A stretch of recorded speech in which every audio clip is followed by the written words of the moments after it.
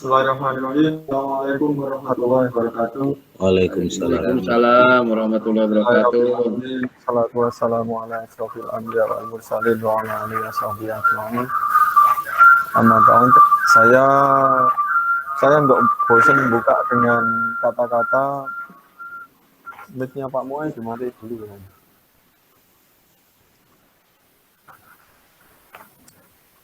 Saya nggak bosan dengan buka kata-kata bahwa ini adalah inisiasi untuk menghidupkan hadis-hadis Rasul yang mungkin nggak ngetren kalau pandemi ini sudah berakhir.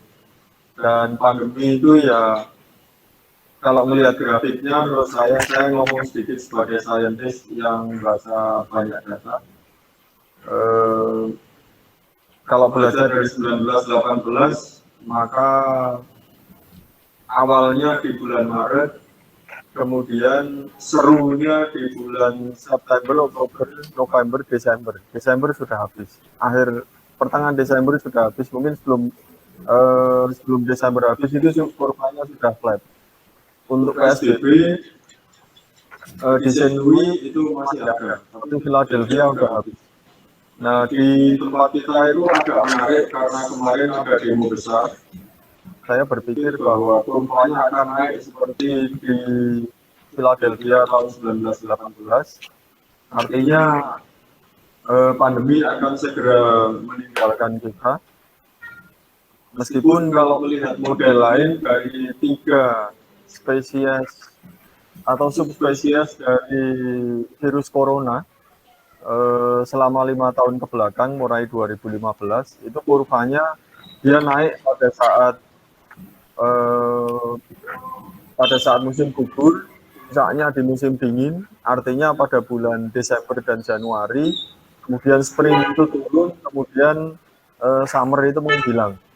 Hanya bedanya di corona yang 19 ini, COVID-19 ini, kita tahu bahwa di summer kemarin dia tetap seru di Eropa, dan kabarnya sekarang agak-agak ada benernya bahwa memang bulan-bulan ini corona itu agak menanjak keterjangkitannya. Saya kira itu, tapi alhamdulillah selama ini kita juga sudah punya pengalaman untuk mengatasi bagaimana bersikap sebagai manusia dengan kedatangan virus corona. Dan sambung dari kitab ini akan sangat berguna kalau menurut saya bagi kita bersikap menata hati kita sebagai seorang muslim. Saya kira itu, saya berpanjang lebar. Saya hanya menyampaikan pandangan-pandangan, catatan-catatan sama, model-model. Terima kasih. Saya kembalikan atau langsung ke Ustadz Ubaid. Monggo Ustadz. Baik. Dengeran nih suaranya?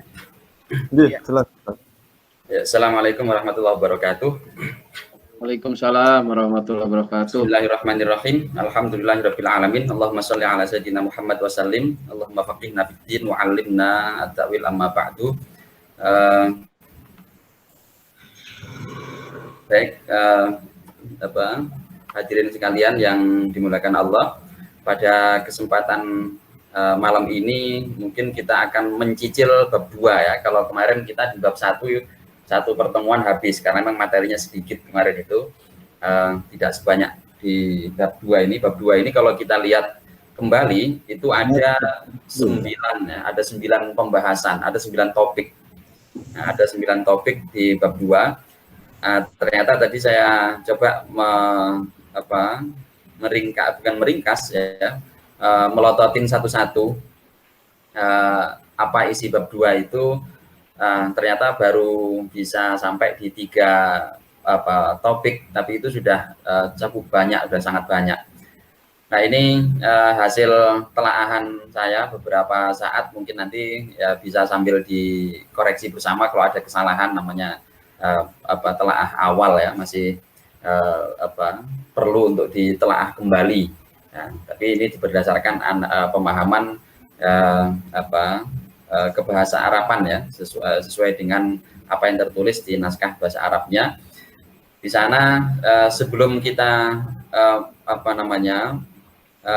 lanjut ke materi tentang pengertian ta'un, yang ini menjadi judul besar bab 2, yaitu at-ta'rif bihi aibit ta'un. Ya, apa itu hakikat ta'un, seperti apa karakternya, sebab-sebabnya seperti apa, kemudian penularannya bagaimana. Nah itu bab 2 ini ngomongin tentang itu.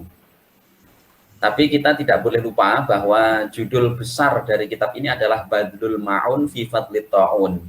Bagaimana kita menjadi pribadi yang meningkat keimanannya terhadap takdir, gitu ya, bisa menggapai keutamaan-keutamaan di balik adanya wabah ta'un, sehingga ketika adanya wabah apapun itu, entah itu ta'un atau yang lain, kita tidak terlalu berpikir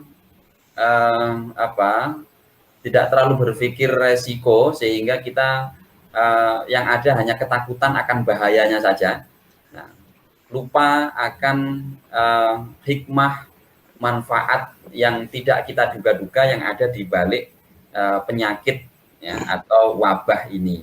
Nah, ini tujuan utama dari adanya lahirnya kitab Badlul Ma'un fi Fadlit Ta'un, yang perspektifnya, analisisnya semuanya nanti menggunakan analisis ahli hadis, atau nalarnya nalar ahli hadis, bukan nalar keahlian di bidang keilmuan yang lain, tapi nalarnya nalar hadis. Sehingga data yang melimpah di sini nanti itu adalah data hadis, meskipun juga di dalamnya ada paparan-paparan tentang pandangan ahli kedokteran atau ahli penyakit di sana. Oke, langsung saja. Ini Al-Babusani fi ta'rif bihi ay fi ta'rif bit ta'un.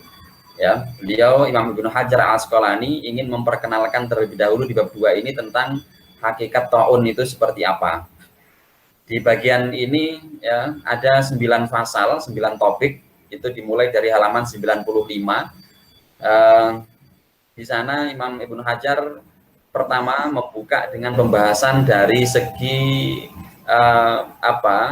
nama atau istilah ta'un itu dalam bahasa Arab seperti apa sejarahnya, ceritanya bagaimana, asal usul nama ta'un.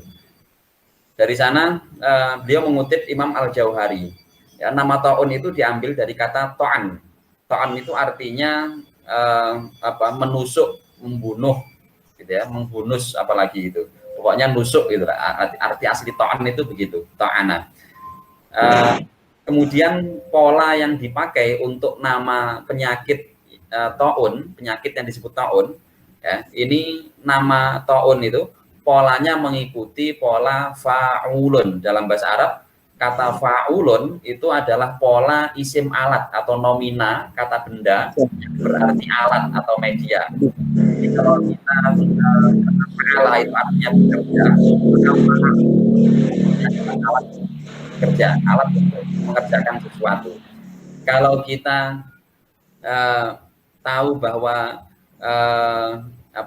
menulis itu bahasa Arabnya adalah kataba, maka alat tulis itu bisa diungkapkan dengan maktab, atau bisa juga diungkapkan dengan katub.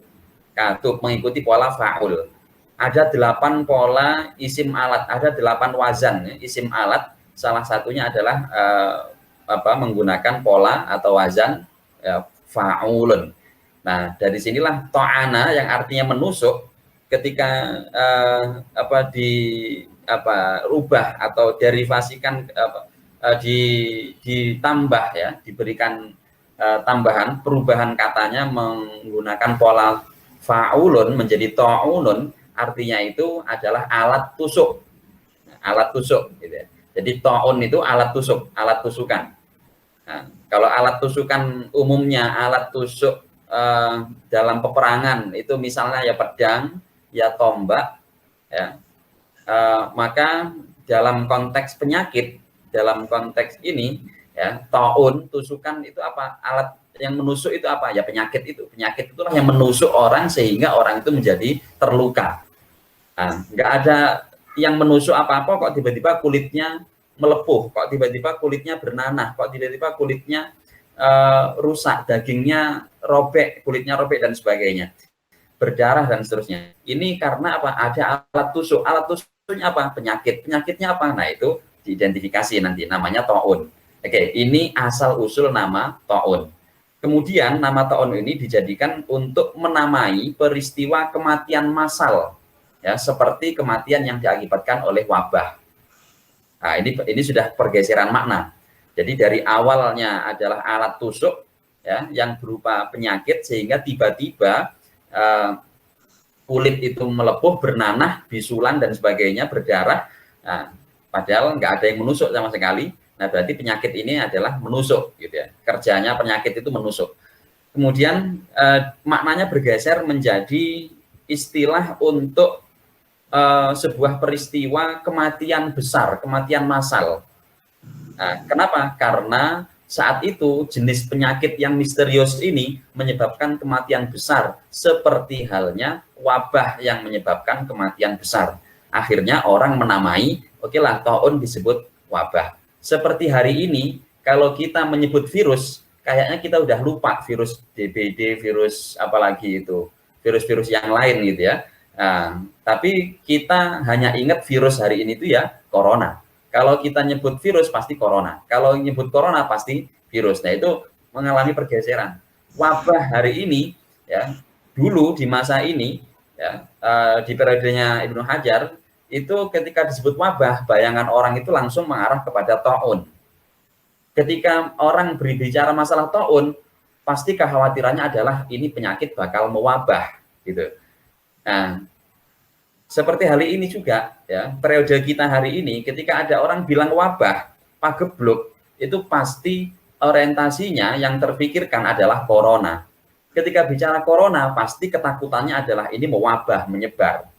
Nah, makanya misalnya ada suatu negara yang belum ada yang terkonfirmasi seandainya. Kemudian tiba-tiba mendengar kabar ini, lalu ada orang masuk, ya, teridentifikasi di sana ada gejala-gejala COVID-19. Maka pikirannya adalah, wah, sebentar lagi mewabah ini di sini. Jadi COVID dan wabah seolah-olah sama, padahal wabah dan COVID itu berbeda. Sebagaimana taun dan wabah itu dua hal yang berbeda.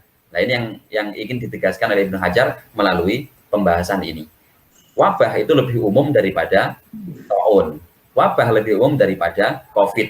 Di antara jenis wabah ada COVID, ada flu biasa gitu, ada flu babi, ada flu burung gitu ya, ada juga COVID, ada juga taun. Tapi tidak semua wabah itu adalah taun atau COVID atau yang lain. Tapi semua taun, semua COVID itu mewabah atau berpotensi mewabah. Meskipun ada juga nanti kasus-kasus yang tidak sampai mewabah. Nah, ini nanti kita lihat ceritanya di Madinah. Oke. Korban taun dan korban penusukan sama-sama disebut mat'un, ya, dinamai dengan mat'un atau ta'in. Ta'in mengikuti pola fa'ilun, maf'ulun. Nah, ini korban penusukan. Baik itu ditusuk oleh penyakit atau ditusuk oleh tombak, oleh pedang atau ditusuk oleh apapun, itu orangnya disebut mat'un, nah, atau ta'in. Yang populer dalam hadis itu istilahnya bukan ta'in tapi mat'un. Nah, sehingga nanti dalam hadis itu ada dua istilah mat'un. Satu diartikan sebagai orang yang tertusuk di dalam peperangan, ya, tertusuk oleh pedang. Di sisi lain dia disebut sebagai orang yang terkena penyakit taun. Nah, itu ada di dalam hadis, nanti ada dua sebutan itu. Oke, dari segi penamaan itu asal usulnya. Kemudian beliau menjelaskan di halaman 95 sampai 97 itu tentang karakter dan gejalanya. Ini naskah aslinya. Zikru sifatihi wasa babi khudusihi. Nah, ada 5 yang bisa saya simpulkan dari uraian beliau terkait dengan masalah karakter, sifat, ya, karakter dan sebab kemunculannya. Tapi di sini baru ngomongin karakter, gejalanya saja. Yang pertama, taun itu disebut sebagai penyakit menular, cepat menular, ganas, istilahnya di sini sur'atu qatlihi, aneh, ya. Kenapa? Karena bikhilafil mu'tad, penyakitnya aneh, nggak biasa. Bikhilafil mu'tad, apa, nulayani adat, nulayani sesuatu yang sudah biasa, gitu, penyakit yang umum. Kalau itu flu, kok flu-nya aneh, gitu, ya, itu. Kalau itu cuma sekedar pilek, batuk, ya, kok batuk pileknya kok beda. Kalau itu cuma sekedar ispa, kok ispanya berbeda. Bikhilafil mu'tad. istilahnya dalam Ibnu Hajar di sini mengistilahkan begitu. Semua penyakit yang memiliki karakter ini dapat disebut taun. Ya. Setiap taun adalah wabah, tapi tidak semua wabah adalah taun. Itu nanti uraian ini sudah kesimpulan dari sekian banyak uraian yang naskahnya saya tampilkan di sini. Tapi ada beberapa paragraf yang tidak muat saya tampilkan di sini sehingga nggak saya screenshot tadi. Kemudian yang kedua, taun itu punya karakter atau gejalanya itu adalah hanya bisul bernanah.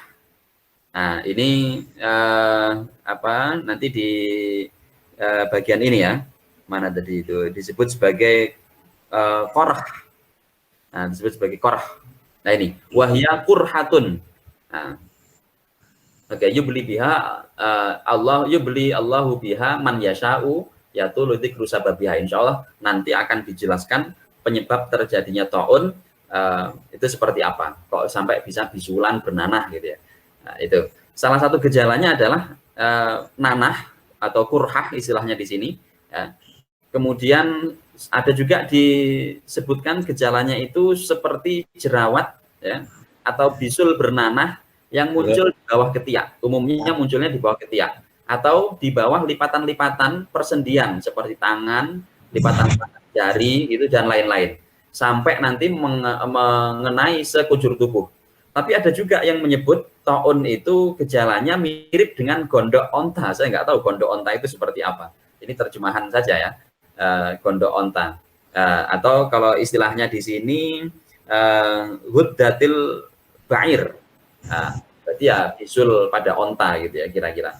Yang gejalanya lain itu ada lebam kehitaman. Lebam menghitam begitu, menyebabkan kulit itu menghitam, mulai dari pucat, nanti dari awalnya memerah, nanti perubahannya itu orang yang kena taun berawal dari kulitnya jadi pucat merah, kemudian pucat kuning sampai pucat hitam. Kalau sudah pucat hitam udah lebam, ini udah kemungkinan diselamatkannya itu sangat kecil, 99% mati itu bahasanya. Tapi kalau gejalanya itu masih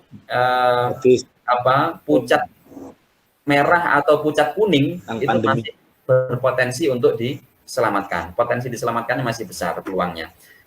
Oke, gejala yang ketiga itu menyerang tenggorokan dan ada gejala demam, yaitu ya diistilahkan di sana yudfi'ur ruh kadzabahah. Ini bisa mematikan pernafasan. Seperti halnya sembelihan, orang binatang kalau disembelih pernafasannya putus, nah gitu. Artinya yang diserang apa? Tenggorokan, susah nafas. Kalau bahasa orang sekarang mungkin ispa ya, sesak, sehingga mematikan nafas, nafas jadi sulit gitu. Seperti halnya binatang yang disembelih. Gejala lain adalah demam. Gejala lainnya demam. Kemudian atau huma istilahnya ya di sini. Kemudian gejala lain ada gangguan peredaran darah, darah meleleh. Di situ disebutkan begitu, infitahud dam, insibabud dam di sini, insibabud dam, darah meleleh ke seluruh anggota tubuh, atau mungkin saya nggak tahu tepat atau enggak kalau itu diistilahkan dengan pecahnya pembuluh darah gitu. Nah, saya nggak tahu istilah nanti Bapak bisa mengoreksi kalau ada kesalahan istilah. Ya, darah yang mengering, kemudian menyebabkan bengkak gitu ya. Ada juga yang menyebut gejalanya itu mirip kusta atau istilahnya juzam, yang menyebabkan pembusukan badan, pembusukan kulit, pembusukan daging sehingga rapuh ya, kemudian berguguran, terputus gitu, busuk. Orangnya hidup tapi kulitnya, dagingnya membusuk, rapuh gitu. Nah, borok yang akut. Kemudian yang kelima itu gejalanya ada juga ternyata gangguan jantung, serangan jantung yang kadang disertai dengan gangguan jantung dan pencernaan. Istilahnya itu di sini jantung menjadi berdebar-debar sangat kencang ya, wayah sulu ma'ahu khafqanul qalbi.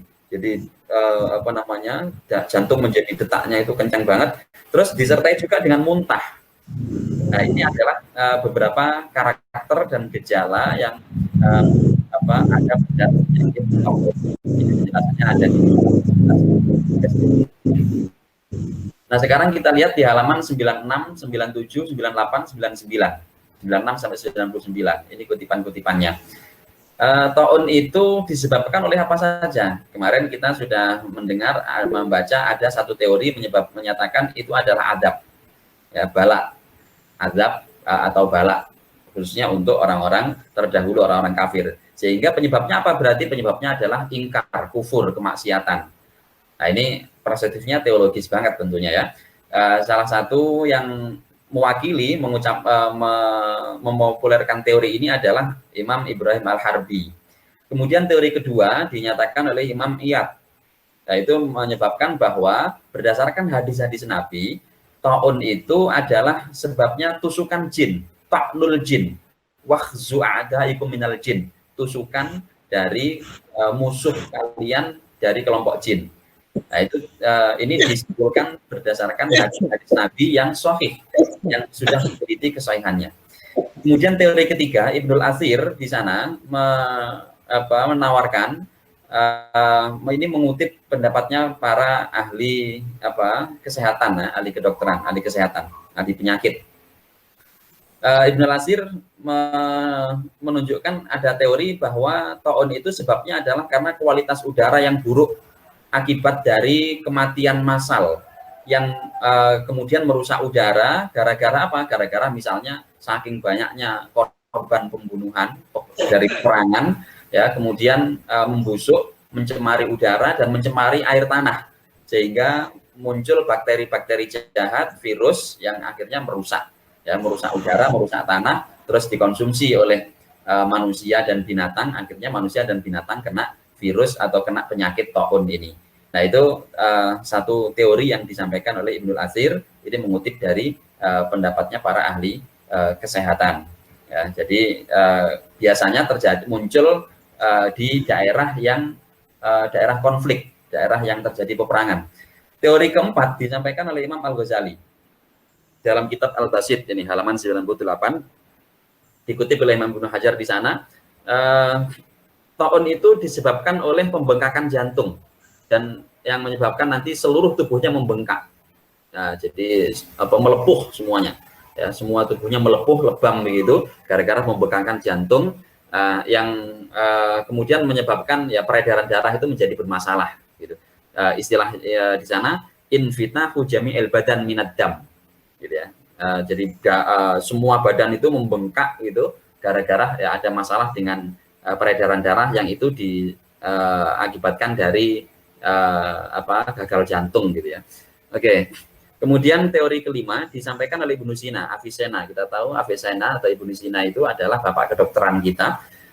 Di sana Imam Ibnu Sina itu menegaskan bahwa penyakit taun itu disebabkan oleh racun dalam tubuh akibat dari darah kotor yang membusuk gitu.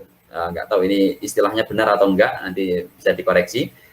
Sehingga merusak seluruh tubuh, melukai badan, kemudian menyebabkan kerusakan hati, ya, yang akhirnya menimbulkan gejala atau reaksi tubuh, muntah-muntah, pingsan, denyut nadi menjadi tidak stabil, serta merusak organ kepala, pusing atau gitu, merusak saraf atau istilahnya di sana itu mana ini? Ya ini Ibnu Sina di sana istilahnya itu ya sampai mengarah kepada kepala gitu. Mana tadi ya? Nah ini pokoknya di bagian bawah ini. Nah, kemudian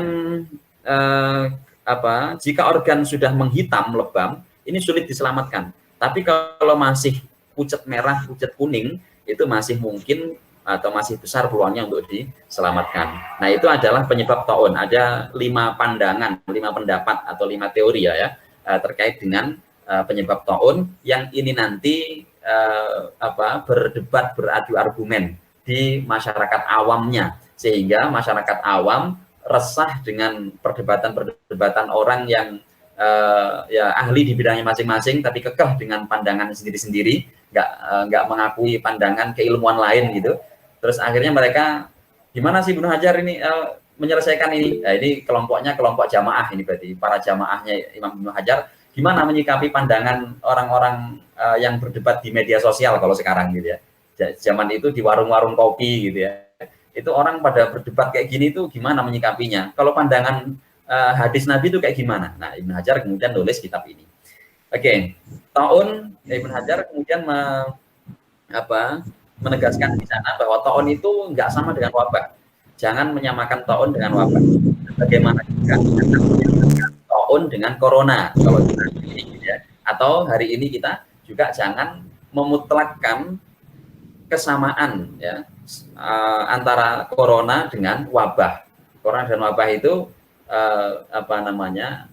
satu bagian gitu ya, bukan sama persis, sama mutlak, tapi corona adalah bagian dari wabah, tapi tidak semua wabah adalah corona. Nah, ini yang ditegaskan Ibnu Hajar di sini, biar nggak salah paham nanti apakah taun itu apakah wabah itu pasti taun atau apakah taun itu pasti mewabah. Nah, ini diskusinya mengarah ke sana.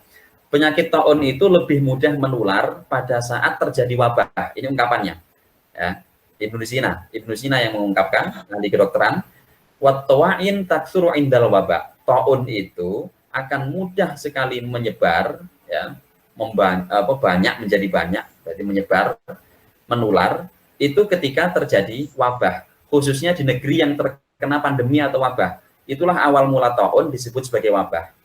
Nah, jadi karena karena penularannya sangat cepat itulah ya, kemudian taun itu disebut sebagai wabah.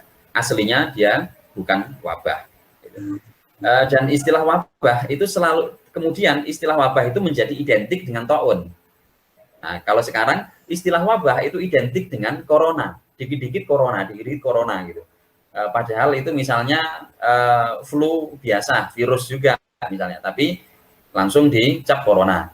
Itu juga virus yang mengganggu pernafasan atau virus misalnya, ya virus-virus lain gitu ya. Tapi kemudian langsung dicap sebagai corona. Nah, itu awal mula kenapa taun itu kok disebut wabah, atau kalau disebut wabah itu identik dengan taun. Nah, ya karena saat itu zamannya adalah zaman taun. Kalau sekarang zaman corona ya, wabah itu pasti identiknya dengan corona. Wabah adalah ya rusaknya unsur udara yang menjadi materi atau asupan ruh. Ruh di sini saya terjemahkan dengan pernafasan saja, bukan dalam arti nyawa, spirit, bukan, tapi pernafasan. Jadi orang bernafas itu kan yang diasup atau yang dihirup materinya itu ada materi udara. Semua makhluk hidup membutuhkan udara ini, terutama manusia dan binatang. Nah, sehingga ketika udara ini rusak, nah itulah yang disebut wabah. Ini menurut teorinya kedokteran versi Ibnu Sina. Ya, jadi disebut wabah itu kalau udaranya rusak, gitu. Nah, sementara taun itu mudah menjalar ketika udara rusak, yaitu ketika terjadi wabah. Nah, tapi taun itu bukan karena atau bukan rusaknya udara. Nah, itu jadi harus dibedakan. Taun itu penyakit, wabah itu udara yang buruk, kualitas udara yang buruk. Nah, sehingga nggak boleh disamakan gitu. Penyakit kok disamakan dengan udara yang buruk. Tetapi dua-duanya ini saling mendukung gitu ya. Atau mungkin wabah itu ibaratnya kita menyamakan dengan, kan beda antara corona dengan droplet gitu ya. Nah, itu kan sesuatu yang berbeda. Nah, corona dengan udara itu sesuatu yang berbeda. Nah, kualitas udara yang buruk itu adalah wabah, tapi kalau taun itu adalah penyakit. Ini menurut Ibnu Sina. Nah, rusaknya udara yang menjadi materi atau asupan pernafasan, pernafasannya makhluk hidup, itulah yang disebut dengan wabah. Karena itu nggak mungkin ada orang yang selamat kalau misalnya sudah terjadi wabah, atau misalnya ya pastinya sebagian besar orang pasti akan mudah sekali terkena wabah kalau sudah kualitas udaranya buruk gitu ya. Bahkan binatang juga ya, selama mereka semua masih menghidup udara buruk tersebut, pasti orang itu nggak akan selamat. Ibaratnya pasti akan masuklah virus-virus itu ke dalam tubuhnya, bahwa kemudian menghasilkan reaksi gejala-gejala tertentu atau tidak, itu urusannya lain. Tapi setidaknya kalau sudah terjadi wabah, prinsipnya semua orang selama menghidup udara yang buruk itu pasti sudah kemasukan kemasukan wabah tadi itu, ya, kemasukan udara buruk tadi, ya. Oke, selanjutnya ini kesimpulan dari pembahasan tentang istilah ta'un, apa itu ta'un tadi dan karakternya. Nah, Imam Ibnu Hajar kemudian menyimpulkan di halaman 99 sampai dengan 100 yang punya Wahab balik gitu kalau nggak salah gitu punya. Ini tadi nggak cukup untuk dikutip di sini naskahnya. Oke, yang pertama ta'un itu adalah wujudnya atau gejalanya bengkak-bengkak lebam pada tubuh, khususnya pada bagian lipatan tubuh, ya, khususnya lagi di bawah ketiak, gitu ya, dan menyebar ke gejalanya adalah benjolan bernanah seperti jerawat atau bisul yang sangat nyeri, ya, bernanah, ya, merusak kulit dan darah, cepat sekali menjalar dan menjalar ke seluruh tubuh, menular ke orang lain. Kemudian punya karakter apa? Mencemari udara, mengganggu pernafasan. Nah, sehingga yang diserang adalah juga, ya, akhirnya yang diserang tenggorokan, ya, saluran pernafasan. Kemudian karena itu kondisi orang pengidap taun pada masa pandemi itu berbeda dengan pengidap taun di luar pandemi. Nah, mungkin ini nanti juga begitu. Orang yang terkena corona pada waktu pandemi hari ini itu akan berbeda dengan orang yang terkena corona nanti ketika sudah nggak pandemi. Ya, mungkin kayak flu, ya, flu dulu di awal terjadinya pandemi mungkin ya bahaya sekali, mematikan dan sebagainya, itu kondisinya mengenaskan gitu ya, ganas sekali. Tapi hari ini orang kena flu kan biasa saja, flu biasa. Nah, sekarang ada corona, masih ganas, masih mengerikan. Tapi nanti ketika sudah nggak ada pandemi sudah berakhir, sudah entah berapa tahun lagi, misalnya orang kena corona mungkin dianggap biasa. Kamu kenapa batuk ya? Kamu kenapa corona ya? Kayak gitu aja. Kamu kenapa demam, pilek gitu? Corona. Nanti akan begitu. Karena itu taun boleh jadi pernah terjadi juga di Madinah. Nah, ini nanti menjadi perdebatan tersendiri nanti terkait dengan hadis apakah Madinah itu bebas taun atau tidak, bebas wabah atau tidak. Hanya saja nggak sampai menjadi pandemi di Madinah. Buktinya adalah Rasul pernah membakar luka. Dulu pengobatan, salah satu cara pengobatan yang dilakukan pada masa Rasul itu adalah kiwayah. Kalau diterjemahkan itu dibakar. Nggak tahu dibakar itu kalau sekarang prakteknya nggak mungkin pakai api dibakar gitu ya, tapi mungkin ada cara sendiri, istilahnya apa saya nggak paham. Tapi yang jelas dipanaskan lah gitu kira-kira ya dengan alat gitu ya. Teknologinya sekarang lebih maju. Korban yang diobati dengan cara kiwayah, dibakar lukanya itu ada Sa'ad bin Zurarah dan Bara' bin Ma'rur yang saat itu terkena gangguan pernafasan gangguan pernafasan mengakibatkan luka, kemudian kok dibakar bagian yang luka-lukanya tadi itu. Ini diduga kuat terjadi sebelum Nabi berdoa untuk menggaransi Madinah bebas wabah, bebas taun. Karena itu ya bisa disimpulkan di situ taun itu pernah sebenarnya masuk ke Madinah namun nggak sampai mewabah. Oke, kemudian berikutnya kesimpulannya Imam Ibnu Hajar di situ adalah taun itu menyerang seluruh anggota tubuh dan menggerogotinya seperti kusta. Nah, ini pernah disampaikan dalam suratnya Ziyad kepada Muawiyah. Saat itu Ziyad ini kena taun, kemudian segera berkirim surat ke Muawiyah yang salah satu isi suratnya itu mengisahkan bahwa dirinya saat menulis surat ini itu tangannya keluar cairan-cairan yang entah itu apa gitu ya, yang kemudian itu menjalar ke seluruh tubuh ya, yang akhirnya setelah seminggu dia dinyatakan positif taun itu dia meninggal ya, padahal sebenarnya dia sudah disarankan agar segera mengamputasi bagian tubuh yang terkena taun tadi, tapi dia nggak mau, ya, Ziyad ini nggak mau melakukan saran itu, yang akhirnya menyebar ke seluruh tubuh dan meninggal, rontok semua tubuhnya. Oke, catatan tambahan dalam halaman 100 sampai 101 di sana ada takmilah sebagai penyempurna, pelengkap. Ini perspektif kedokteran lagi. Alauddin Ibnu Nafis. Ibnu Nafis itu ya koleganya Ibnu Sina lah kira-kira, sama senior junior gitu ya. Sama-sama ahli kedokteran, Ibnu Nafis menulis dalam kitabnya yang berjudul Al-Mujaz fit Tib. pedoman praktis terkait dengan ilmu kedokteran. Beliau menegaskan di sana bahwa wabah itu disebabkan oleh tercemarnya unsur atau senyawa dalam udara sehingga udara menjadi rusak. Ya, jadi ada dua faktor di situ, faktor langit dan faktor bumi. Gitu ya, bahasanya begitu di sana. Bi asbabin samaiyah, ya, sebab atau faktor langit, au ardiyah, faktor bumi.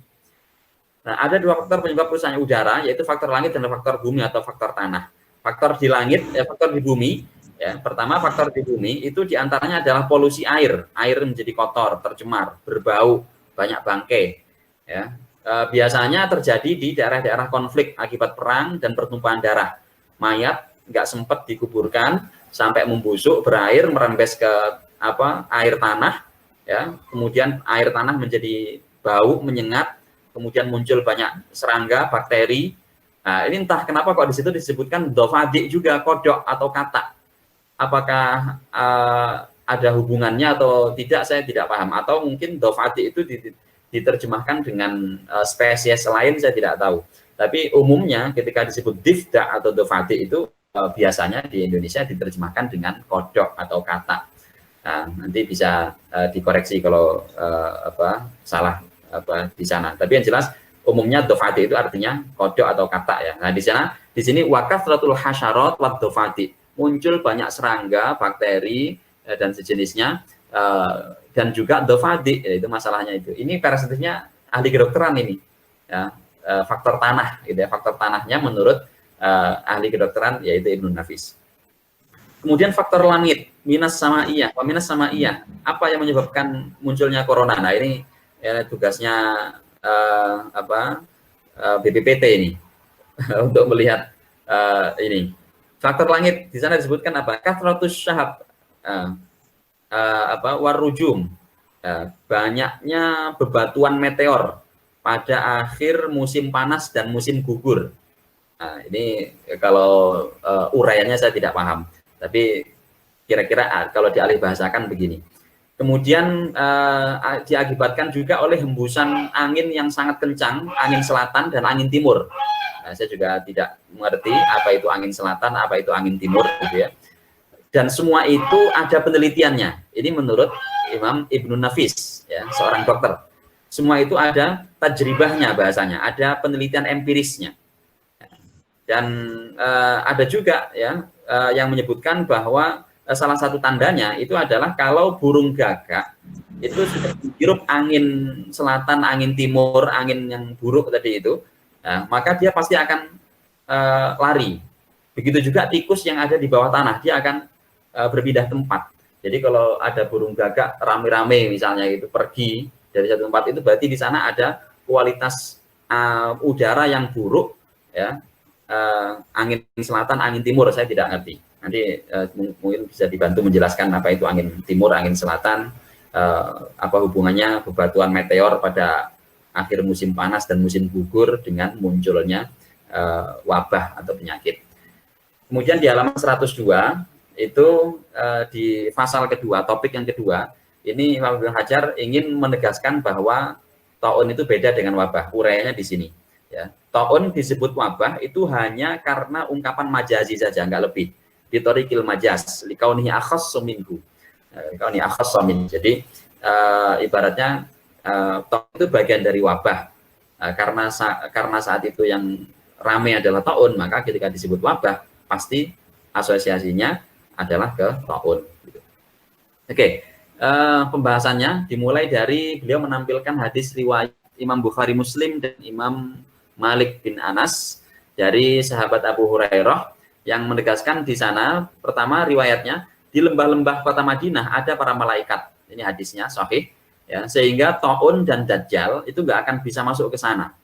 Nah, riwayat kedua dari Imam Bukhari, jalurnya dari Sayyidina Anas bin Malik, kelak nanti di akhir zaman di Madinah itu akan didatangi oleh dajjal. Tapi kemudian dajjal itu bertemu malaikat di situ. Sehingga dajjal nggak jadi masuk, nggak bisa masuk, gagal masuk ke Madinah. Begitu pula taun. Nanti taun itu akan masuk ke Madinah, tapi gagal karena ada malaikat. Ini saya kira juga bisa dimaknai secara majazi. Malaikat itu apa? Ya, kemudian kegagalannya Dajjal dan Taun masuk Madinah itu seperti apa. Nah ini itu apa namanya, dan semua itu dalam hadisnya menyatakan semua itu atas kehendak Allah. Gagalnya Taun dan Dajjal masuk Madinah itu semua atas kehendak Allah. Insya Allah, bahasanya insya Allah Ta'ala. Ini hadis yang kedua ini. Al-Madinah ya'tiha Dajjal fayajidul malaikata fala yadkhuluha Dajjal wala Taun insya Allah Ta'ala. Nah, kemudian hadis riwayat Imam Bukhari dan Imam Muslim dari jalur Sayyidah Aisyah. Sayyidah Aisyah pernah berkisah bahwa kami pernah masuk ke Madinah, datang waktu kami masuk ke Madinah, kondisinya saat itu sedang diserang wabah. Madinah itu saat itu Yasrib ya, atau Madinah saat itu sedang diserang wabah. Dan itu menjadi daerah yang paling parah sedunia. Bahasanya itu qadinnal madinata wa hiya auba'u ardillahi ta'ala.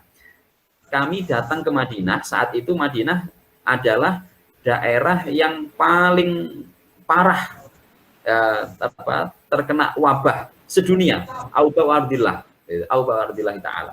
Tentu sedunia ini menurut sepengetahuan para sahabat saat itu. Kan mereka belum tahu Indonesia, belum tahu Nusantara gitu ya. Jadi apakah di Indonesia saat itu juga ada wabah yang mungkin lebih parah kan nggak tahu. Tapi yang jelas sebatas yang didengar saat itu, Madinah adalah yang paling parah kondisinya kena wabah. Nah, kemudian satu hadis lagi itu terkait dengan doanya sahabat Bilal. Bahwa Taun itu beda dengan wabah. Itu buktinya adalah doa dari Sayyidina Bilal yang isinya ya Allah laknatlah Syaibah bin Rabi'ah, Utbah bin Rabi'ah dan Umayyah bin Khalaf. Yang dengan laknatlah dengan bencana yang setara dengan sikap mereka yang telah mengusir kami dari tanah kelahiran kami menuju ke negeri yang sedang terkena wabah. Jadi ini Sayyidina Bilal itu diusir saat itu ya, akhirnya masuk ke negeri yang daerah yang wabah. Nah, maka kemudian marah besar lah gitu, kecewa dengan pengusiran itu. Nah, ardil wabah itu di mana ardil wabah? Itu Madinah. Bilal itu kan seorang budak dari Habasyah, dari Ethiopia. Nah, bukan orang Madinah asli. Kemudian diusir, akhirnya dipungut oleh orang Madinah, dijadikan budak di situ, diperbudak. Nah, saat itu Madinah sedang kena wabah. Nah, Bilal kesel banget. Saya di Ethiopia itu udah enak-enak hidup di sana makmur sejahtera, diusir entah karena apa gitu. Nah, kemudian akhirnya terdampar di Madinah yang kena wabah, ngenes akhirnya. Wah, semoga Allah melaknat orang-orang yang telah mengusir saya dari negeri kelahiran saya. Nah, ini hadis-hadis di sini ini oleh Ibnu Hajar ditampilkan dalam rangka apa? Jelaskan bahwa di Madinah itu ada wabah, tapi nggak ada Taun. Nah, gitu. Kemudian di sini kesimpulannya dari itu logikanya adalah bahwa Taun itu bukan wabah dan hadis-hadisnya tidak kontradiktif satu sama lain. Kemudian hadis tentang Madinah berwabah, tapi bukan Taun. Apa maknanya? Yang pertama di sana ada penjelasan bahwa hadis Aisyah yang menyatakan bahwa Madinah saat itu paling parah terkena wabah. Itu wabah apa? Nah, kasratu maka nabiha minal humma, yaitu wabahnya berupa demam, wabah demam. Saya membayangkan ketika demam itu menjadi wabah itu kayak demam berdarah gitu ya. Ini bukan demam panas saja, bukan sekedar panas saja yang reaksi tubuh ketika diserang penyakit. Tapi saya membayangkan demam di sini semacam DB gitu, demam berdarah. Nah, itu yang mewabah di Madinah. Kemudian yang kedua, di sana Nabi pernah memilih tempat yang terjangkit Taun dan menetapkan bahwa Madinah itu bebas, Madinah saat itu sedang dilanda wabah. Kemudian Nabi berdoa penyakit yang mewabah itu ya, agar dipindahkan ke daerah Juhfah. Ya, hingga di Madinah saat itu hanya tersisa beberapa orang saja. Nah, kemudian yang berikutnya ya, bukti bahwa wabah itu beda dengan Taun, itu ada hadis tentang kisahnya orang-orang Uraniyin dan orang Uqal, orang dari kota Urani dan kota Uqal, kabilah Uqal dan kabilah Uraniyin. Dulu nama suku itu menjadi nama daerah, nama kota. Yang mereka ketika berkunjung ke Madinah itu nggak kerasan, nggak cocok dengan cuaca Madinah dan kualitas udaranya. Lalu orang-orang Uqal dan Urainah ini menyebut Madinah itu sebagai kota penuh wabah. Inna hadhihi ardun wabi'ah. Ini ada Madinah ini adalah negeri atau daerah yang penuh dengan wabah. Orang Uqal dan orang Urainah tidak menyebut Madinah ini penuh dengan ta'un. Tapi mereka menyebut menggunakan diksi ini adalah negeri yang penuh wabah, bukan negeri yang penuh ta'un. Jadi dua hadis ini menjadi bukti bahwa Madinah itu bebas ta'un, tapi memang Madinah itu pernah berwabah. Beberapa kali terjadi wabah di sana, cuma itu bukan ta'un. Kemudian satu lagi, berdasarkan kedua riwayat tersebut dapat disimpulkan bahwa sebagian besar penduduk tetap dan pendatang Madinah itu pernah terkena wabah demam. Saya membayangkan seperti DB. Ya, kemudian Nabi berdoa agar wabah itu dipindahkan ke Juhfah. Nah, setelah itu orang-orang diungsikan ke sana yang sehat, akhirnya di sana sembuh. Diungsikan ke Juhfah, akhirnya mereka sembuh. Hanya beberapa orang yang nggak mau pindah ke Juhfah, nggak mau dievakuasi ke Juhfah saat itu, yang meninggal virus misalnya. Gitu ya. Nah, karena di sana mereka nggak mau pindah, gitu. Nggak mau pindah karena apa? Karena bernadar nggak mau kemana-mana, akhirnya tetap di Madinah. Caranya saat itu ya kita bisa menakar sampai seberapa gitu kan? Wabah besar di Madinah ya. Nah, ini seperti apa? Wabah besar di Madinah itu terjadinya pada masa Sayyidina Umar. Pada masa Rasul, wabah terjadi di Madinah, tapi nggak sebesar pada masa Umar. Puncaknya membesar itu pada masa Umar. Tapi wabahnya bukan ta'un. Nah, di masa Umar ada dua wabah berarti. Wabah pertama di Madinah itu bukan ta'un. Wabah kedua pada masa Umar juga itu terjadi wabah amwas yang ada di Syam kemarin itu. Itu ta'un yang di Syam itu. Oke, nah wabah besar terjadi pada masa Umar sehingga di sana menyebabkan kematian massal. Ya, Abul Aswad Ad-Du'ali ini seorang ulama fenomenal khususnya dalam bidang ilmu nahwu. Ya, dalam bidang ilmu bahasa Arab. Nah, beliau datang ke Madinah saat itu sedang dilanda wabah, ya. Terus kemudian beliau nekat tetap menemui Sayyidina Umar. Nah, itu Abu Aswad Ad-Du'ali. Kemudian doa Nabi tentang diangkat dan dipindahkannya wabah dari Madinah tidak bisa dijadikan bukti bahwa ta'un itu pernah terjadi di Madinah. Nah, doa dihilangkannya wabah itu karena memang jenis penyakitnya langka. Jadi kenapa Nabi berdoa agar wabah itu dihilangkan? Karena jenis penyakit yang mewabah di Madinah saat itu adalah langka, gitu ya.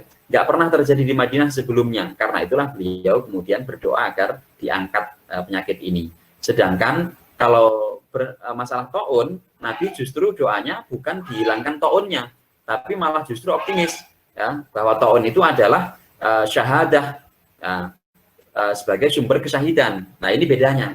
Kenapa Ibnu Hajar bersikukuh untuk membedakan antara wabah dan ta'un.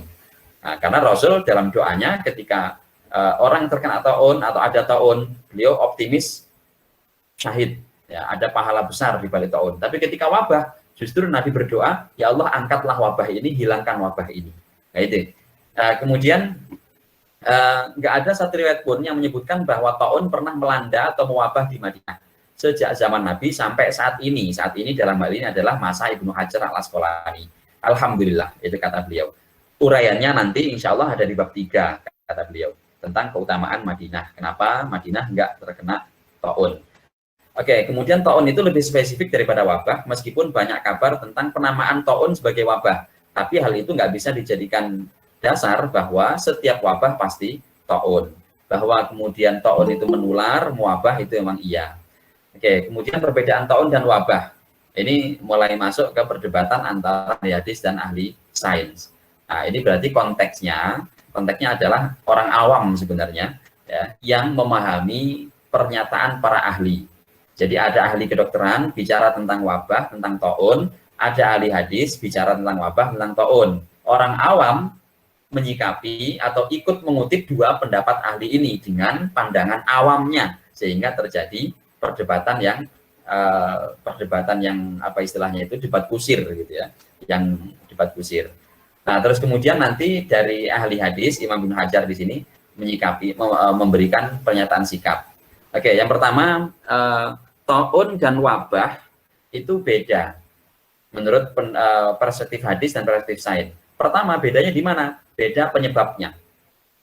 Dalam penyakit taun ada faktor penyebab yang tidak pernah ada dalam jenis wabah lain, yaitu apa? Gangguan jin, ta'lud jin. Ta'lud jin itu, gangguan jin ini sumbernya, informasi tentang penyebab taun sebagai gangguan jin itu sumbernya satu-satunya hanya di hadis, dan hadisnya sahih gitu masalahnya. Nah, ini orang awam yang pandangannya terlalu sains itu menolak hadis ini, mengingkari hadis ini, menganggap ini sebagai mitos. Nah, orang yang tahu hadis ini nggak terima kalau itu dibilang mitos, wong hadisnya sahih. Nah, gitu. Oke ya. Jadi Imam Ibnu Hajar di sini masih menegaskan berdasarkan hadis sahih bahwa faktor penyebab taun itu unik. Di samping taun itu emang penyakit, tapi taun itu juga merupakan tusukan jin. Gitu. Hasil penusukan jin, disebabkan itu tusukan jin. Sedangkan penyakit yang mewabah lainnya, flu misalnya, atau corona, itu nggak ada hubungannya dengan jin. Dari mana tahu kalau itu ada hubungannya dengan jin? Dari hadis sahih.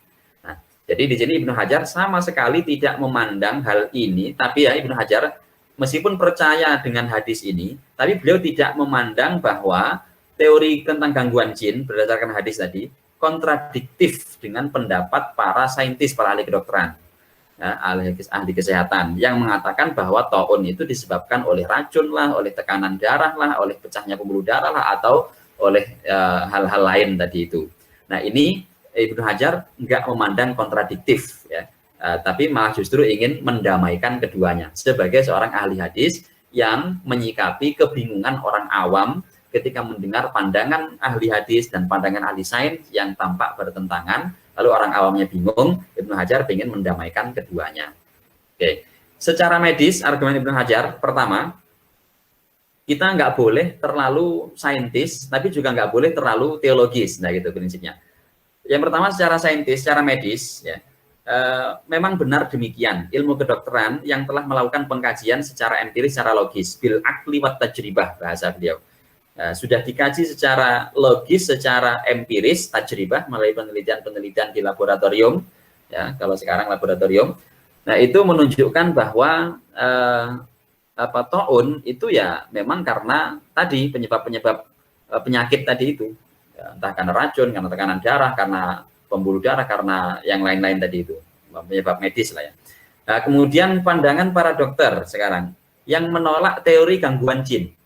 Nah, menolak hadis ini.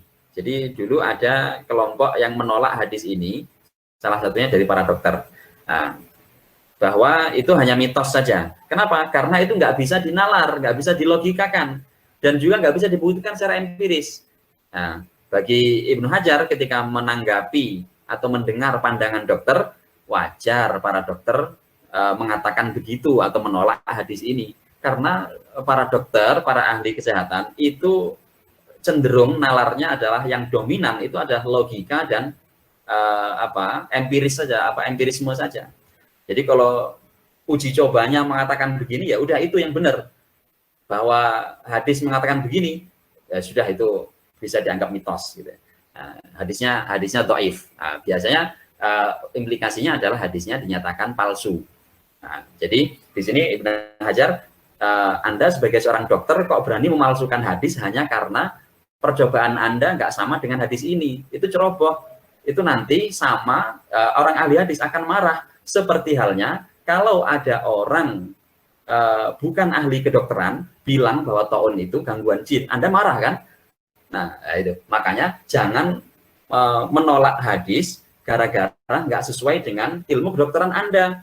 Nah, begitu juga sebagai seorang ahli hadis, saya nggak boleh menolak pandangan kedokteran Anda hanya gara-gara ada hadis yang berbeda bunyinya dengan temuan penelitian Anda. Nah, makanya Ibnu Hajar ingin mendamaikan itu. Oke, nalar hadis. Bagaimana Ibnu Hajar menalarkan hadis hadis ini nanti. Yang pertama, ya, Ibnu Hajar menyatakan kami nggak menolak pandangan ahli kedokteran, tapi kami juga tidak mau menolak berita dari Rasulullah. Masalah penyakit itu nggak boleh hanya dipandang dari sudut empiris logis saja. Kenapa? Karena kita harus tahu dan yakin bahwa penyakit itu diciptakan oleh Allah, dan Allah mengabarkan kepada Rasulnya, dan ini kabar kepada Rasul itu sudah nyampe ke kita dengan cara yang sahih. Nah, sehingga memandang penyakit itu juga harus menggunakan pandangan teologi juga, harus menggunakan pandangan teologis, pandangan syariat, tidak sekedar pandangan medis. Nah, itu Ibnu Hajar dasar pemikirannya begitu, ya, istilahnya kerangka teorinya itu begitu. Jadi jangan memandang penyakit, ilmu penyakit itu dari aspek medis saja, tapi juga harus dipandang dari aspek teologis. Kenapa? Karena yang menciptakan penyakit itu bukan dokter, tapi yang menciptakan penyakit itu Allah. Pencipta itu pasti lebih tahu daripada yang bukan pencipta. Dokter hanya menyelesaikan ketika ada penyakit, tetapi dokter bukan pencipta penyakit. Nah, sehingga pengetahuan Allah tentu lebih banyak daripada pengetahuan dokter. Nah, kira-kira itu nalarnya Ibnu Hajar ketika membaca hadis ini dan menerima pandangannya para saintis. Oke. Nah, di sini beliau menyatakan kemudian kami juga telah menguji secara cermat hadis-hadis tentang ini. Kalau Anda melakukan pengujian secara empiris tentang ta'un, lalu punya kesimpulan begitu, kami juga melakukan pengujian secara keilmuan kami, keilmuan hadis-hadis yang berbicara tentang ta'un ini, dan hasilnya sahih. Anda menyatakan orang sehat, saya menyatakan hadis ini sehat. Jadi kita sama-sama dokter, Anda dokter penyakit, saya dokter hadis. Nah, jangan berantem gitu. Nah, tapi kita harus mendialogkan. Nah, gimana caranya Anda menerima hadis ini, saya juga menerima temuan Anda. Nah, itu tawaran Ibnu Hajar di sini. Nah, sekarang nalar hadis versus nalar medis. Tapi Ibnu Hajar di sini mengutip pandangan Ibnu Qayyim. Jadi sedikit emosi juga sebenarnya Ibnu Hajar itu. Ketika mendengar penolakan dari ahli medis saat itu yang menolak hadis sahih, ya, kemudian agak emosi. Lalu dia mendatangkan pandangan pendahulunya Ibnu Qayyim al-Jauziyah pada ulama abad 7 Hijriah atau abad 13 ya Masehi. Ibnu Qayyim al-Jauziyah menggugat pandangan medis. Ini ahli hadis, tapi nggak seperti Ibnu Hajar. Kalau Ibnu Hajar tadi kan pengen mendialogkan hadis dan medis. Kalau Ibnu Qayyim ini ketika mendengar penolakan orang medis, beliau emosi. Nah, emosi. Akhirnya menolak dengan logika-logika. Oke, yang pertama ada 1, 2, 3, 4, ada berapa 6 atau berapa itu logika yang dibangun oleh Ibnu Qayyim al-Jauziyah ketika menolak temuan medis, ya, yang temuan medis ini menolak hadis, nah gitu, jadi saling tolak menolak. Pertama argumennya Ibnu Qayyim, kalau memang wabah, ya, kalau memang asalnya penyakit itu adalah faktor cuaca, ya, itu salah, itu wabah asal penyakit. Kalau memang asal penyakit itu adalah karena faktor cuaca, faktor udara, faktor air, sekarang nyatanya banyak negeri yang sangat bagus cuacanya, bagus udaranya, bagus airnya, ya, tapi tetap aja warganya ada yang kena penyakit, ada yang kena wabah.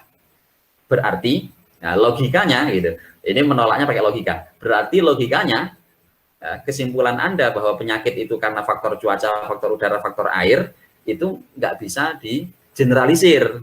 Kenapa? Banyak ya, negeri yang kita sama-sama tahu, ya, kualitas udaranya bagus, tetap saja di situ ada penyakit dan ada orang terkena penyakit. Ya. Kemudian yang kedua argumennya Ibnu Qayyim ketika menolak pandangan para dokter, seandainya udara adalah faktor penyebabnya, pasti semua manusia dan binatang di sini sudah terinfeksi. Nyatanya banyak juga di tengah wabah ini orang yang nggak terinfeksi sama sekali, padahal sama-sama menghirup udara yang kotor itu juga. Fakta lain menunjukkan bahwa ada satu keluarga terdiri dari misalnya lebih dari 1 orang, ya, dari 5 orang misalnya. Satu di antara anggota keluarga kena penyakit yang mewabah, tapi anggota keluarga yang lain negatif. Terus gimana Anda menjelaskan itu? Mungkin kalau kita bisa ikut berdebat akan ikut menjawab gitu ya, karena faktor imunitasnya berbeda. Tapi masalahnya bukan faktor imunitas, positif dan nggak positif gitu. Nah, positif kalau imunitasnya bagus kan tetap positif gitu ya. Nah, atau sekarang bahasanya OTG gitu. Nah ini yang logika yang dibangun oleh Ibnu Qayyim ketika emosi ya, ketika menolak menolak pandangan dokter, yang dokter itu menolak pandangan hadis. Fakta lagi, Ibnu Qayyim menegaskan jenis penyakit yang muncul pada saat kualitas udara buruk itu ternyata lebih sedikit dibandingkan kualitas udara normal. Maksudnya gimana? Kalau memang penyakit itu muncul karena faktor kualitas udara yang buruk, harusnya pada saat udara buruk, jenis penyakitnya itu banyak sekali. Tapi kenyataannya ketika kualitas udara buruk, jenis penyakit itu cuma satu. Nah, misalnya sekarang corona. Kalau memang corona itu adalah karena faktor cuaca, karena faktor kualitas udara yang buruk, harusnya ya, penyakitnya banyak. Tapi nyatanya kok cuma corona. Berarti penyakit itu ya, sumbernya itu bukan karena udara yang buruk. Itu penolakan Ibnu Qayyim loh ya, logikanya beliau. Jadi kritis ya, kritisnya beliau. Kemudian berikutnya lagi logikanya yang dibangun oleh beliau. Kalau memang penyakit itu karena buruknya udara, kenapa udara buruk itu mematikan juga orang yang tanpa penyakit? Atau hanya orang yang karena sakit ringan? Ya. Karena itulah berarti yang membuat orang menjadi sakit itu bukan semata-mata karena udara. Kenapa? Banyak orang menghirup udara kotor tapi nggak sakit. Ya. Atau banyak orang yang menghirup udara kotor, ya, itu nggak punya gejala apa-apa, nggak sakit apa-apa, atau kalaupun sakit hanya ringan, padahal udaranya buruk. Tapi ada juga yang sakitnya parah, fatal sampai meninggal. Karena itu Ibnu Qayyim menegaskan yang lebih tepat itu jangan memutlakkan bahwa penyakit itu karena faktor udara, faktor cuaca, tapi lebih karena faktor ajal, faktor takdir. Itulah jawabannya, itulah jawaban yang paling tepat. Nah, jadi alasan teologis ya. Nah, kemudian argumen lagi yang dibangun dari Ibnu Qayyim, kalau memang penyakit itu karena buruknya udara, lalu kenapa banyak orang yang sampai mati karena taun? Tapi hanya sebagian tubuhnya saja yang ya, jadi gini, kalau memang karena faktor udara, kenapa orang yang mati karena taun itu nggak sekujur tubuhnya terjangkiti penyakit? Kadang ada yang hanya tangannya saja, sementara perutnya enggak, dadanya enggak. Kadang ada yang kepala dan tangan dan kaki, tapi perutnya enggak. Harusnya kalau memang karena udara, kaki, tangan, sekujur tubuh itu muncul gejalanya. Kenapa? Karena sekujur tubuh kena udara yang sama, udara yang buruk. Nah, gitu. Nah, ini argumen yang dibangun beliau. Nah, sehingga dari sini bisa kita tangkap sebuah pesan, jangan menafikan aspek teologis ketika berbicara medis. Atau secara implisit ya bisa kita tangkap sebuah pesan dari Ibnu Qayyim yang semangat sekali berdebat dalam masalah ini. Ya jangan menolak argumen hadis hanya karena kelihatan tidak masuk akal dan tidak bisa dibuktikan secara empiris. Nah, gitu. Itu yang digugat oleh beliau. Oke, nah sekarang dalam nalar ahli hadis, dalam hal ini Ibnu Hajar sendiri bagaimana pandangannya? Nah, ini saya sebut teologis ya. Ya teologis ya logis gitu ya, berpikir ketuhanan ya berpikir logis juga lah gitu. Yang di kiri ini masih argumennya Ibnu Qayyim tadi. Ya, kalau yang penyakit taun itu karena buruknya udara, seharusnya penyakit itu menetap di satu wilayah saja, nggak menyebar ke wilayah-wilayah yang lain. Kenapa? Karena udara itu kadang membaik, kadang memburuk. Sedangkan taun, ya nyatanya itu nggak bisa diprediksi, nggak bisa diteliti kapan muncul dan kapan hilangnya. Boleh jadi mewabah selama 1 tahun, boleh jadi juga mewabah selama 2 tahun, 3 tahun, 5 tahun, nggak ada yang tahu. Kemudian argumen lagi terakhir dari Ibnu Qayyim, ya, secara alamiah dan Nabi pun juga menegaskan bahwa setiap penyakit itu ada obatnya. Nah, mungkin dalam kedokteran juga teorinya sama. Hadis juga menyatakan bahwa semua penyakit itu ada obatnya. Orang ahli obat itu pasti tahu obat semua penyakit atau penyakit tertentu. Dulu dinyatakan misalnya HIV nggak ada obatnya. Itu karena nggak tahu saja atau belum ditemukan saja. Tapi aslinya ada, cuma ahlinya itu belum menemukan. Itu yang tepat, yang bijak, bahasa Ibnu Qayyim. Nah, tapi Anda, para dokter hari ini di masa Ibnu Qayyim, itu sudah gegabah untuk menyatakan taun itu nggak ada obatnya. Padahal Rasulullah itu loh sudah menyatakan bahwa semua penyakit itu ada obatnya. Dan Allah sudah menegaskan itu. Dan secara alamiah atau secara empiris juga begitu. Akan lebih bijak kalau Anda, para dokter saat itu, Ibnu Qayyim menggugat, ya, akan lebih bijak kalau Anda itu menyatakan bahwa saya belum menemukan obatnya atau belum tahu obatnya. Tapi ada, pasti ada. Nah, karena yang nggak ada obatnya itu cuma satu, kematian dan pikun saja. Dua berarti ya, kematian dan pikun gitu. Pikun karena faktor usia gitu. Obatnya apa ya sudah itu. Pikun faktor apa ajal ya, takdir. Baik, kemudian di sini sikap Ibnu Hajar yang di kanan, qala Al-Kalabadi.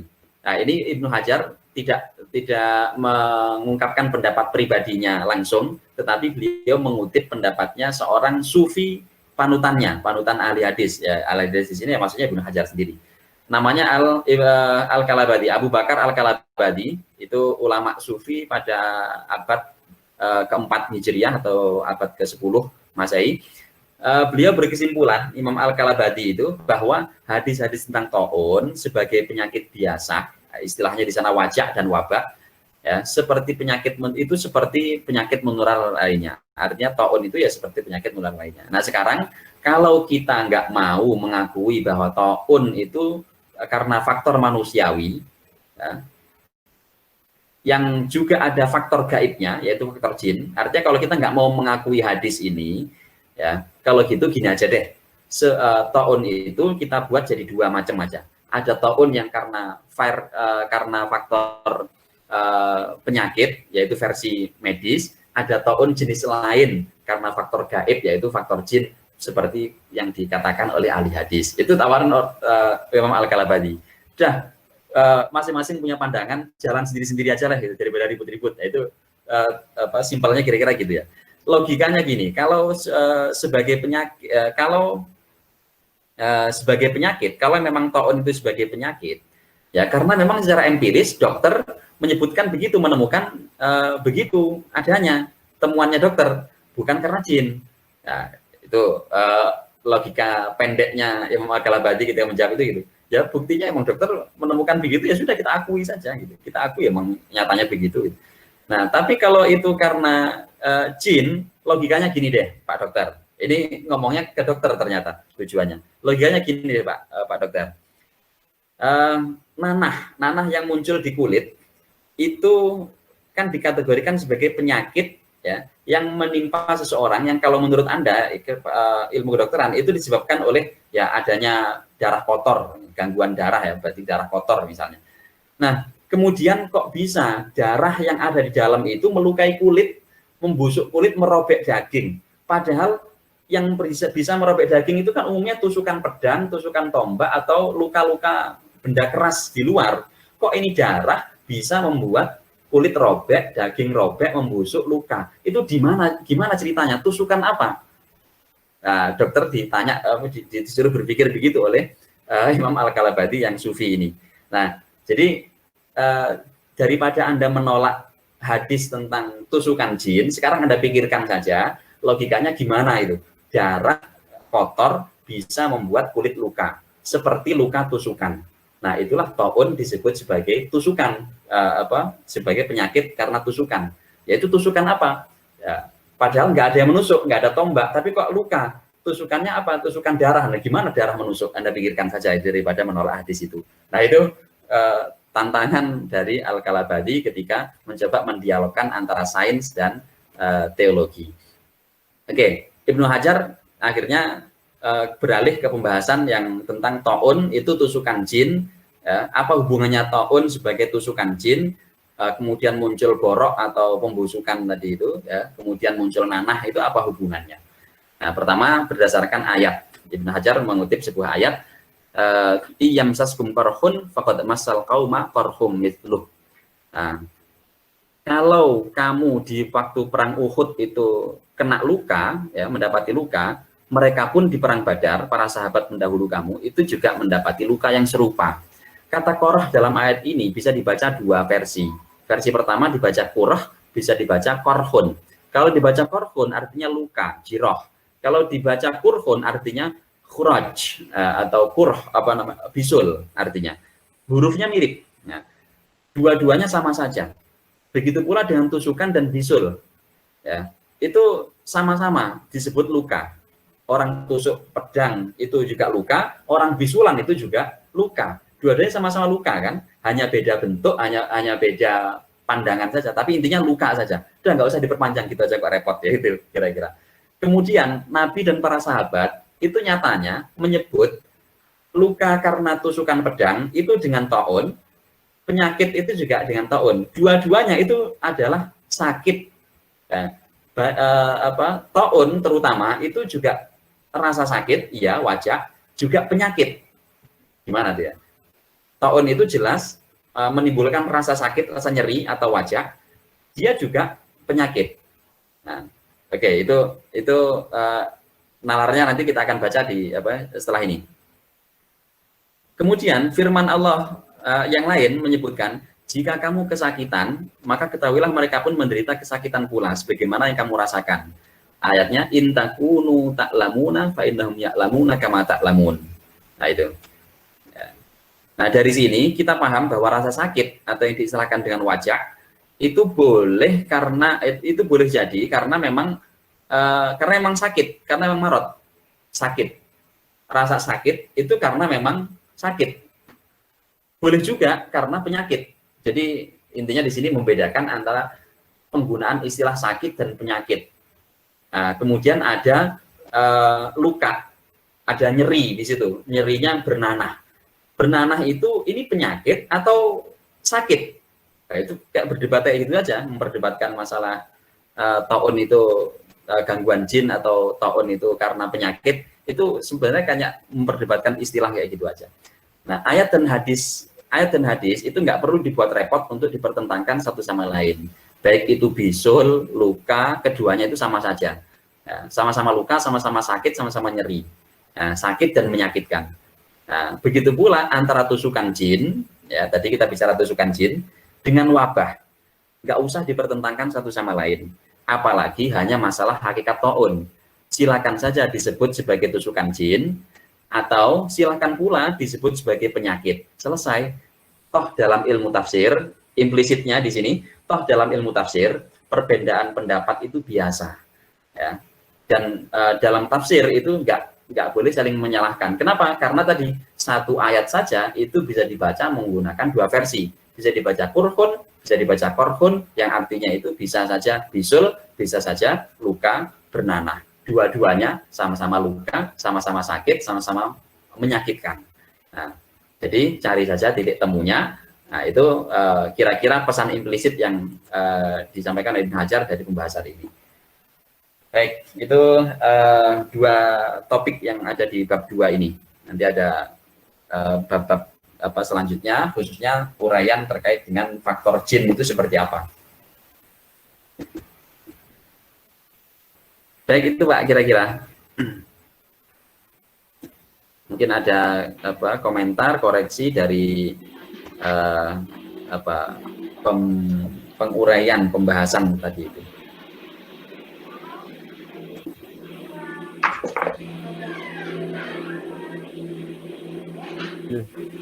Ya, terima kasih Ustadz Ubed atas penjelasannya yang panjang lebar dari awal-awal bab 2. Saya nggak enak kalau mau nanya, tapi diskusi dengan Pak Ustadz Muayyadi, saya hanya ingin menambahkan mungkin hal-hal yang terkait dari sisi sains. Yang pertama, Ibnu Sina itu hidup di abad ke-11. Kemudian Ibnu Qayyim al-Jauzi itu sepertinya di abad 13 dan 14. Sepertinya ada waktu atau sangat-sangat dekat antara Ibnu Qayyim dan Ibnu Hajar al-Asqalani. Kemudian tadi yang terkait dengan penyakit, itu mungkin banyak kaitannya dengan leprosis atau lepra. Yang lepra itu ditemukan belum lama, dan sampai sekarang masih ada, maksudnya di abad 20. Kemudian hal lain yang tadi jadi diskusi adalah virus. Virus itu pertama dikenali memang pada abad ke-18, tapi benar-benar ditemukan itu akhir abad ke-19, tahun 1892 oleh Dmitri Ivanovsky. Saya kira itu yang ingin saya tambahkan dari hasil diskusi dengan Pak Muayyadi juga tentang hal-hal yang terkait dengan bahasan bab 2 awal ini. Saya kembalikan ke teman-teman jamaah kalau ingin ada yang bertanya. Silakan.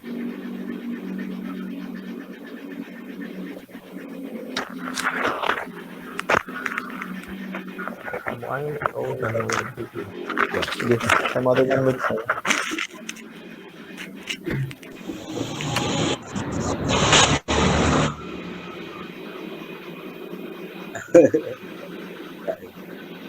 Nah, sudah disampaikan.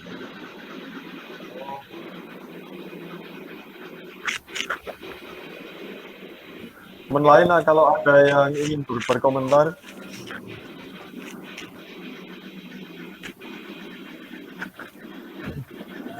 Assalamualaikum. Waalaikumsalam. Teman-teman sekalian, saya hanya ingin menyebutkan bahwa akan lebih menarik diskusi kita pada malam hari ini berkaitan dengan nalar hadis dengan nalar sains. Sementara secara nalar hadis tadi sudah disampaikan, padahal pengetahuan kita tentang nalar sains itu tidak sepenuhnya terpenuhi. Jika ada bapak-bapak yang misalnya mengetahui sejarah virologi dari sisi kedokteran, itu mungkin akan lebih menarik lagi diskusi kita. Karena kalau tadi disebutkan misalnya sebab-sebab taun, itu kan lebih bersifat dohiriyah istilahnya, dari angin, dari air dan udara yang tercemar, yang itu tidak menyentuh kepada penyebab yang sesungguhnya, yang bisa jadi di zaman sekarang kita sebut dengan bakteri atau virus. Nah, kalau kita menggunakan pendekatan pikiran kita yang saat ini yang banyak dipengaruhi oleh informasi kedokteran, ya sebenarnya apa yang disampaikan oleh nalar hadis tadi itu hampir sepenuhnya klop. Artinya mendukung temuan-temuan saintis yang berkembang dari zaman ke zaman. Ya, misalnya bahwa air yang tercemar bisa jadi penyebab penyebab sebuah penyakit, bakteri ataupun virus sesungguhnya yang menjadi penyebab utamanya, gitu kan. Jadi bahwa kesimpulan untuk tidak saling menyalahkan, kemudian mencoba mengkompromikan nalar teologi dengan nalar sains, itu menurut saya pemikiran yang bijak. Sama halnya dengan temuan-temuan saintis yang berkaitan dengan dengan falakiyah atau tafsir as-samawat, astronomi. Saya membaca beberapa tulisan Pak Quraish Shihab sendiri misalnya, bahwa temuan sains itu berbeda dengan wahyu. Sains sering terkoreksi. Temuan-temuan dalam bidang sains kebenarannya tidak mutlak. Kemudian ya itu bisa terkoreksi dengan temuan-temuan berikutnya pada zaman yang berbeda. Kadang untuk menyempurnakan, bahkan kadang untuk menganulir, gitu kan. Sementara nalar wahyu dalam hal ini kan kebenarannya mutlak, ya. Makanya kalau kemudian misalnya Ibnu Hajar al-Asqalani menukil pendapat Ibnu Qayyim dan apa yang dilogikakan oleh Ibnu Qayyim seperti itu menjadi wajar karena kita memahami bahwa Ibnu Qayyim, muridnya Ibnu Taimiyah itu kan kuat sekali nalar hadisnya. Jadi kalau saya pribadi sih berpendapat bahwa ya temuan-temuan sains ataupun kedokteran itu adalah syariatnya, memang harus begitu sebagai sebuah upaya kemanusiaan. Tapi bahwa kita memegangi nalar wahyu itu yang tidak boleh digeser. Wahyu itu tidak akan pernah berubah kan begitu dari masa ke masa. Tapi nalar sains yang akan terus terkoreksi. Saya ingin bicara itu saja. Menarik sebenarnya. Cuman jika ada bapak-bapak dari BPPT yang mendalami sedikit atau memberi informasi tentang perkembangan ilmu kedokteran berkaitan dengan virologi, itu saya akan lebih senang lagi itu. Betul. Karena sampai saat ini penyakit-penyakit yang disebutkan tadi sebagai penyebab taun itu kan penyakit yang penyebabnya tidak kasat mata, yang mungkin orang sekarang menyebut bakteri atau virus. Terima kasih Bapak-bapak. Assalamualaikum. Waalaikumsalam. Satu band mungkin ada beberapa kata untuk menanggapi Pak Muai tadi. Karena ini kalau bablas terus ini. Cukup satu kata itu, Pak. Sepakat. Apa mau minggu ya Pak Ustadz? Malah itu loh, apa yang Pak Yus tulis di di chat itu menarik juga itu. Mirip dengan data penurunan emisi karbon. Itu mungkin bisa dieksplorasi lagi di sini. Ya. Kalau itu sebenarnya teman-teman bisa atau saya share screen saya sedikit dari hasil searching tadi.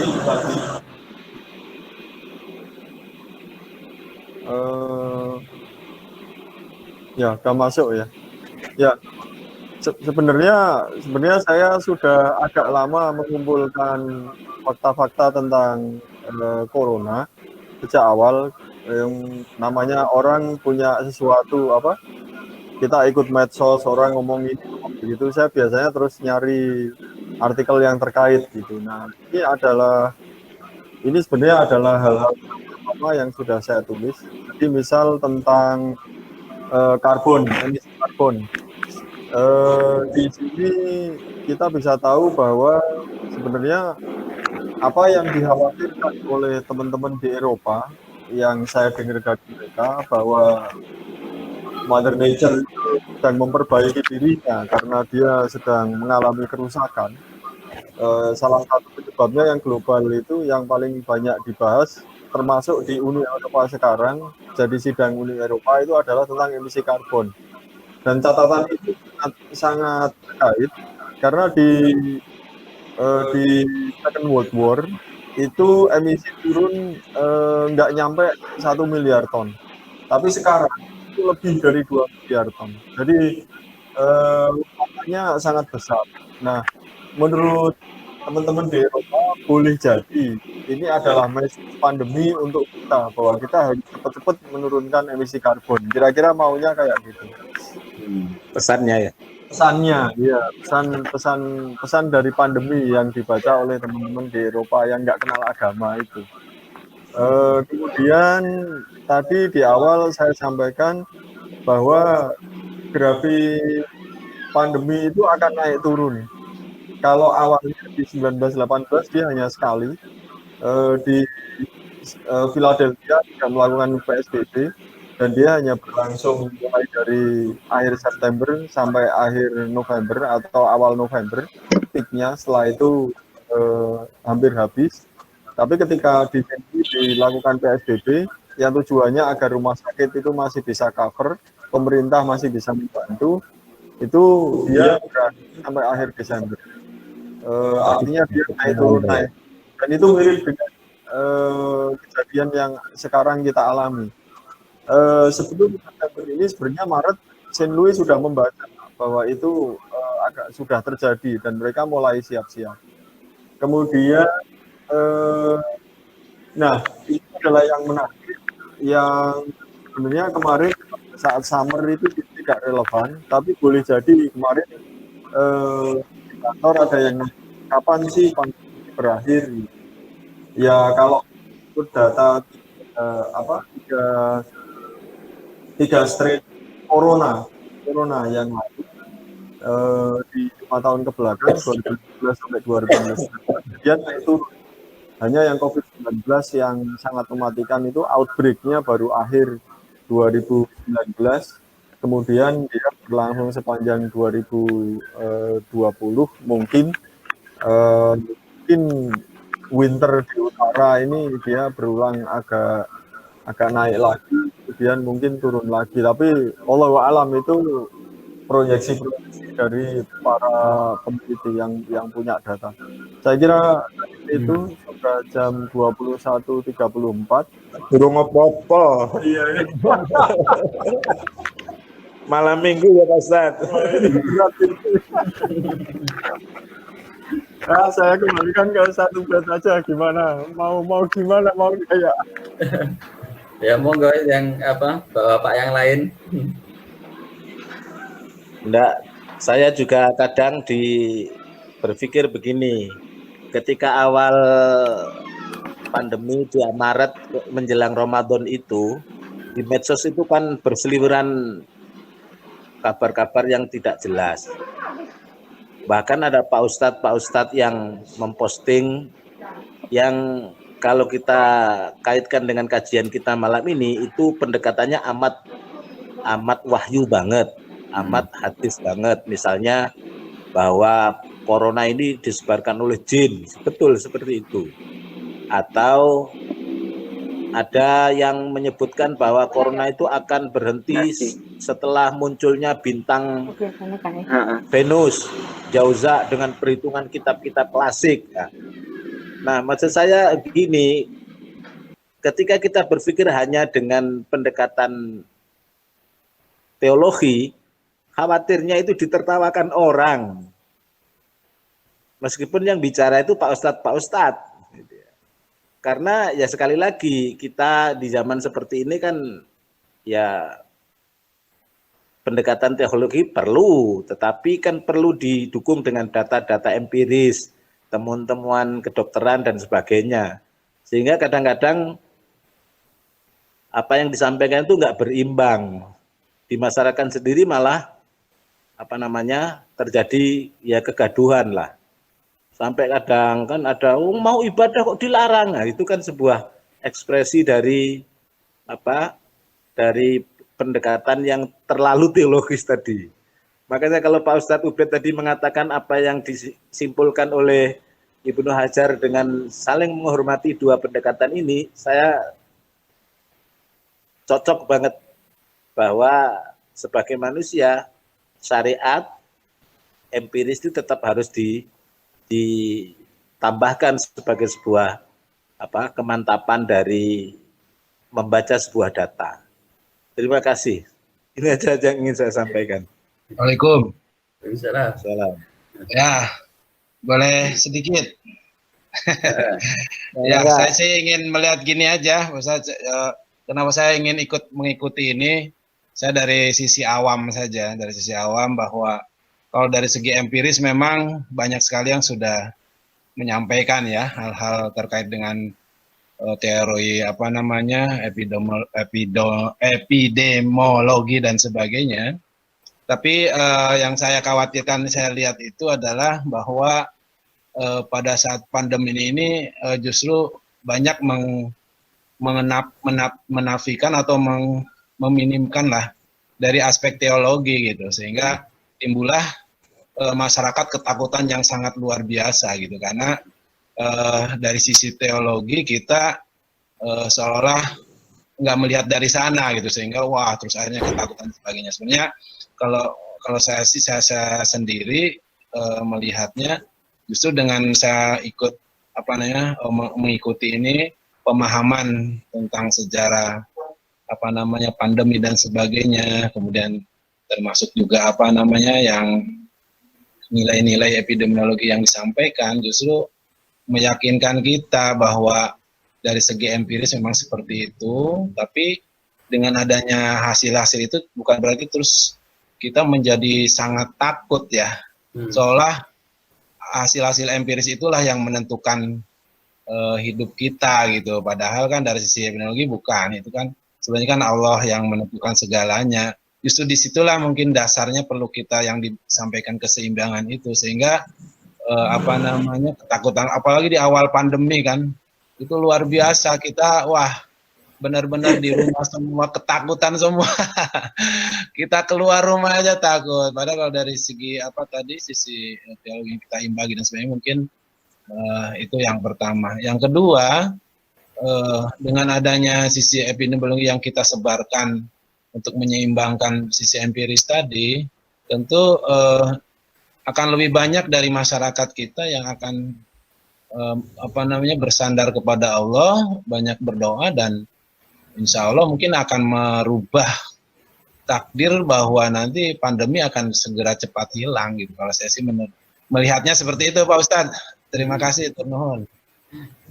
Sama-sama. Mungkin ada refleksi-refleksi lain. Ini kita berefleksi-refleksi aja enak ya. Luar biasa. Makin berimbang ya Pak Nana. Iya, itu Pak Ustadz, memang jadi kita lebih tenang gitu kan menghadapi ini, meskipun tetap secara empiris kita juga tetap secara syariatnya kita hati-hati kita jalankan. Mungkin Pak Nur, silakan Pak Nur. Kayaknya mau bicara Pak Nur, monggo.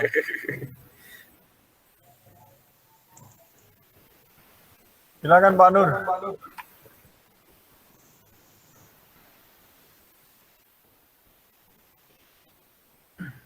Sementara mengikuti dulu Pak Nana.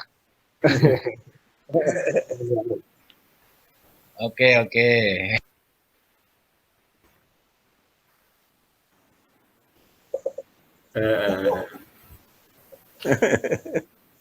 Prediksi. Pusat kita. Ini kan saya Pak Nana. Ini kan dari satu tempat. Oh iya. Mudah-mudahan akhir tahun, Pak. Iya, mungkin Pak Ustadz ada nambah lagi nih selain tadi ilmu apa namanya, mungkin dari sisi teologi lah buat kita, bekal kita. Monggo Pak Ustadz. Iya,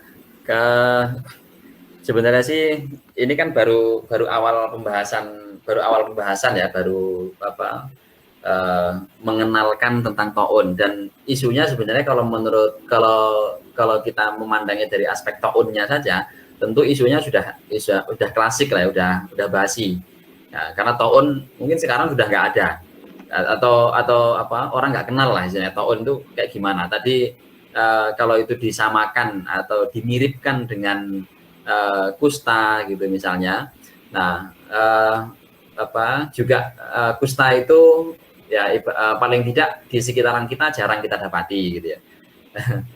Kira-kira begitu. Nah, sehingga kalau kita fokus pada taunnya, tentu banyak hal yang sekarang ini hanya kita dapat ya sifat informasi sejarah. Tapi tentu kita ingin melihat dari aspek di balik taun yang apa namanya ingin digali oleh Ibnu Hajar tadi itu, sifat di taun, apa keutamaan di balik taun itu sendiri. Nah, ini yang sebenarnya masih kita akan gali dan kita belum masuk ke sana.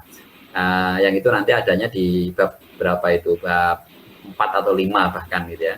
Di bab-bab itu yang murni teologis. Kalau yang di bab ini kita masih bercampur ya.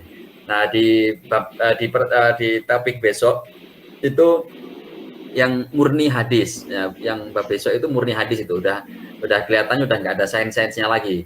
Nah, itu setelah Ibnu Hajar memosisikan seperti ini tadi, nah besok itu kalau saya lihat daftar isinya itu kan membahas tentang apa maksud dari hadis yang menyatakan bahwa taun itu adalah ya gangguan dari makhluk halus gitu.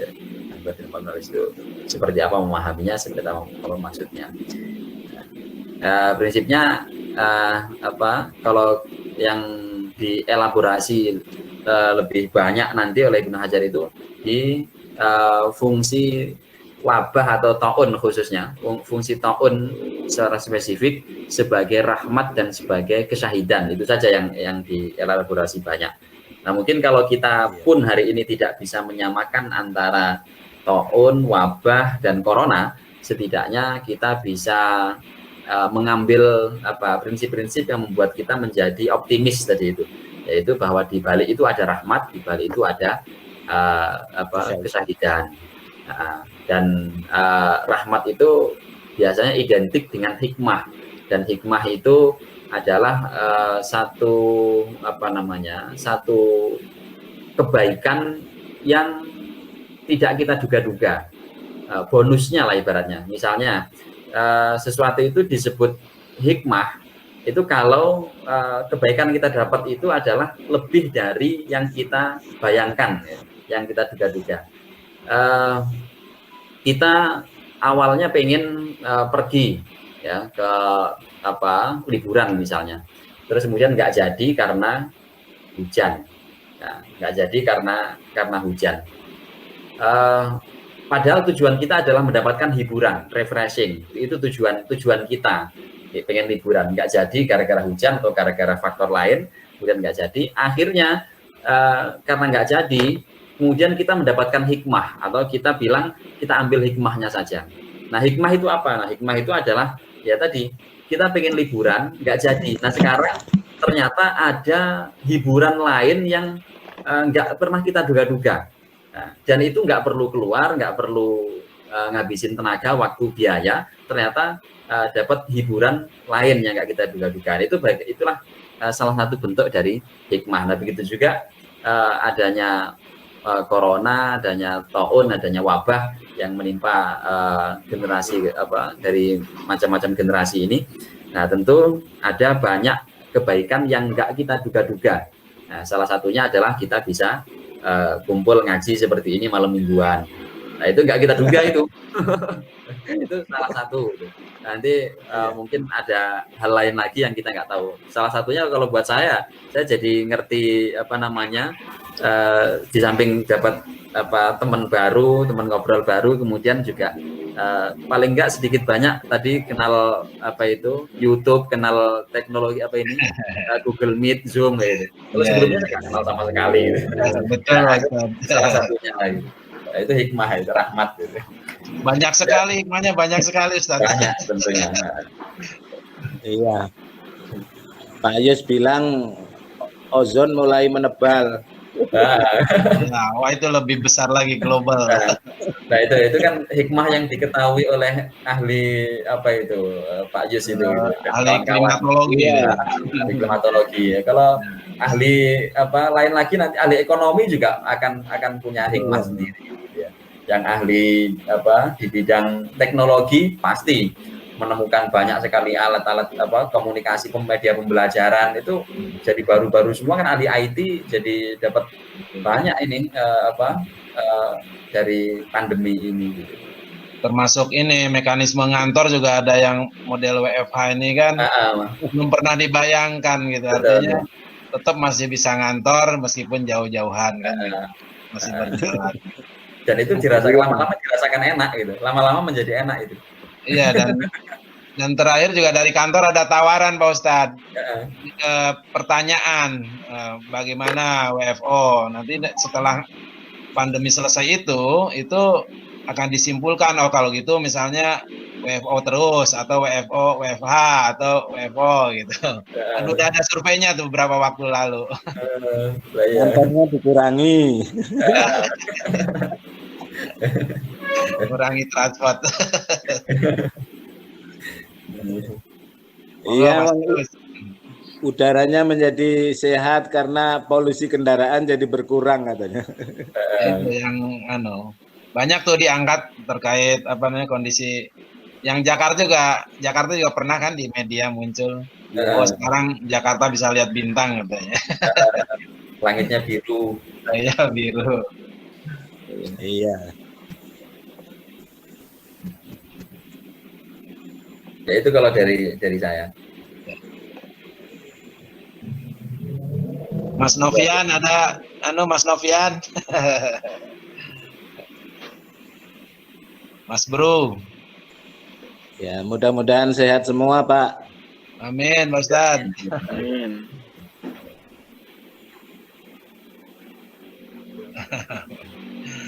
Ya. Soalnya yang kuncinya nanti babak berikutnya ya Pak Ustadz ya. Biar Iya. penasaran. Termasuk yang bahasan ini azab sama musibah tuh ada di buku ini atau di kitab lain Ustadz? Ya di buku ini juga. Oh, ada juga nanti ya. Tapi kayaknya itu masih ada apa enggak ya nanti ya? Saya belum cek lagi. Ya. Yang tentang azab dan musibah itu. Di bab 2 kemarin juga sudah disinggung. Di bab kemarin mas sudah. Oh ya udah. Assalamualaikum Pak Ustadz. Waalaikumsalam. Nah, ini Pak. Makan. Mohon maaf tadi Ngobrol Pak agak. Nur daripada Iya. malam minggu kemana-mana kan. Iya. Mohon maaf tadi terlambat ini saya.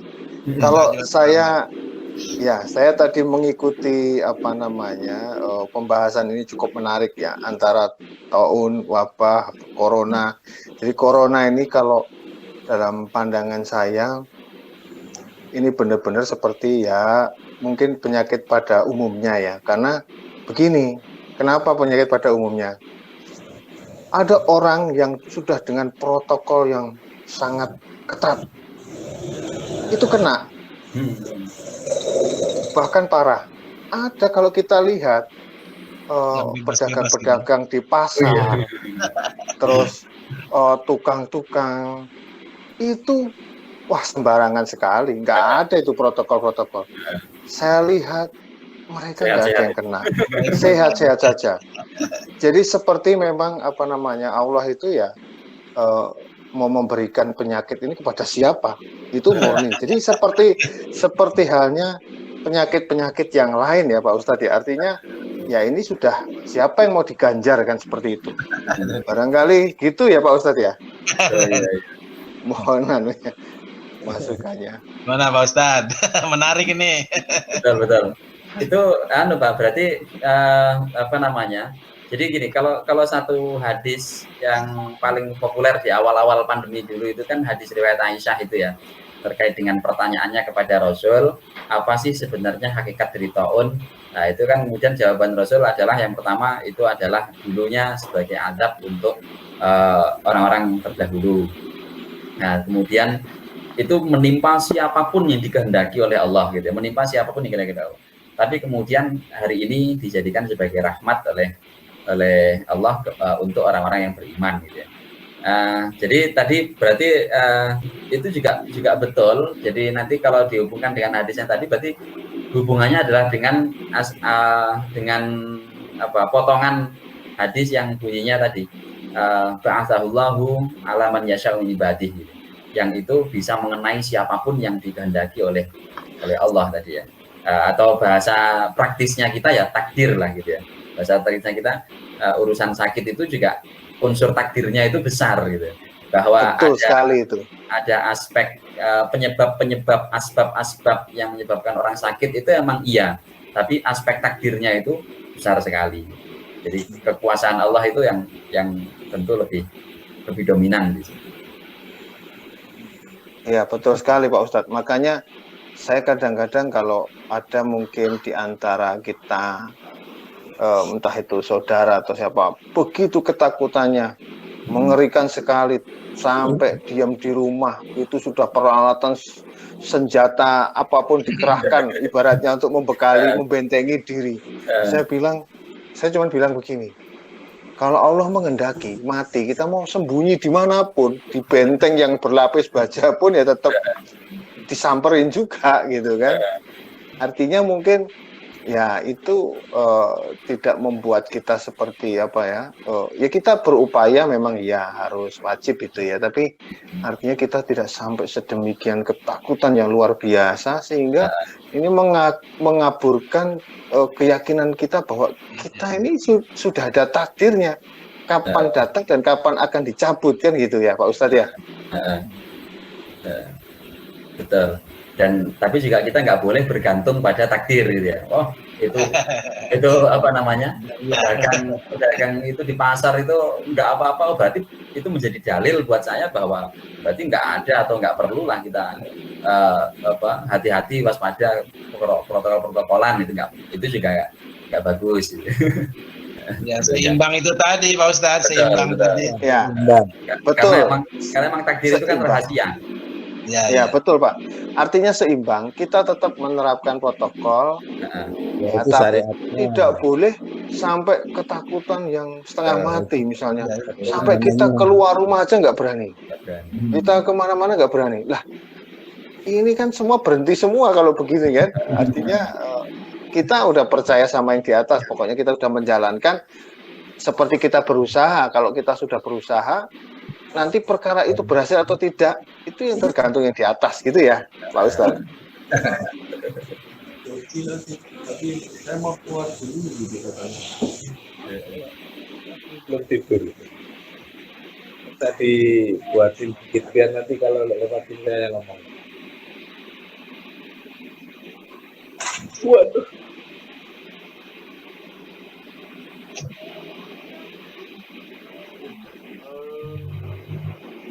Gimana nih? Kalau dilanjutkan ya kayaknya 5 menit lagi Ustaz. Kalau enggak ya mungkin ditutup dengan doa. Ya. Yang masih berkenan ngobrol ya silakan. Yang mau off ya monggo silakan.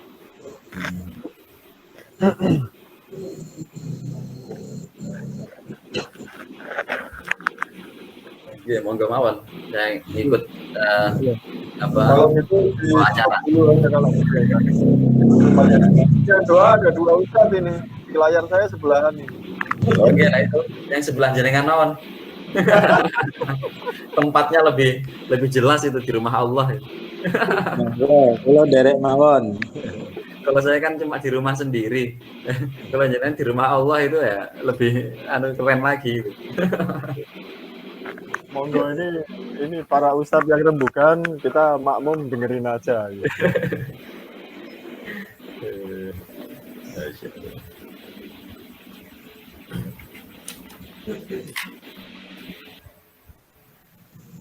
Ini nanti jadi kebiasaan jam 10 ditutup ini.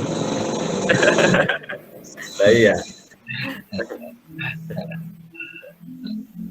Tuman namanya, tuman.